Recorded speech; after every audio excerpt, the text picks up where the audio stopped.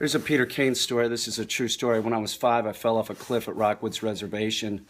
A neighborhood lady had taken a bunch of kids out there, and she was allowing children to roll boulders off of a cliff. This was a young woman, probably about 21.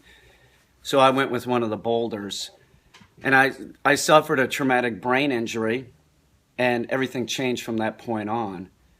I became obsessed with communicating with animals. I think that the story of Dr. Dolittle had been in the back of my mind and sort of resonated at that point. I've had symptoms of this brain injury since I was a kid, and when I've talked to doctors, they said that, you probably damaged a part of your brain that sort of kicked something else into high gear to compensate. And the compensation was in a couple different areas. Art was one of them. Comedy. This was all stuff that I was interested in as a kid.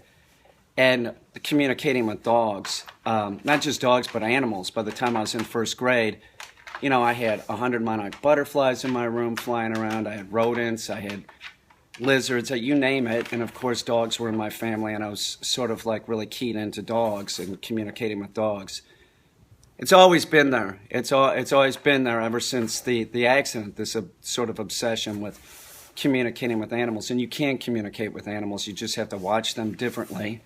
You do, and they do speak to you, and they speak loudly, but if you're not watching them, you're not going to get it.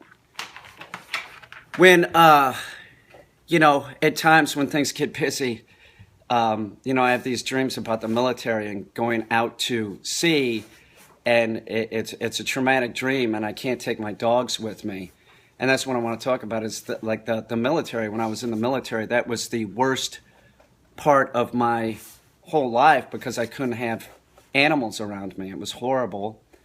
And, it really was. It was. And that's one of the reasons why when I got out of the military, I started surrounding myself with animals again. It makes me feel more comfortable. I'm sure that there's somebody that's going to jump on this video and say something cruel or use the video to make something cruel. I don't care. I just wanted to say to everybody, out of something that's tragic, you can find something that's positive. And that's how it is. Without the fall off the cliff, I wouldn't be who I am today. Yes, I might be different than I was when I was born, but I'm better in a way. So if anything's happening that's bad in your life, just look for the silver lining. There's always something that's positive. Don't dwell on the negative, and just keep looking for those things that are positive, because I'll tell you something, most of life really is down, but the highs make it worthwhile. They really do.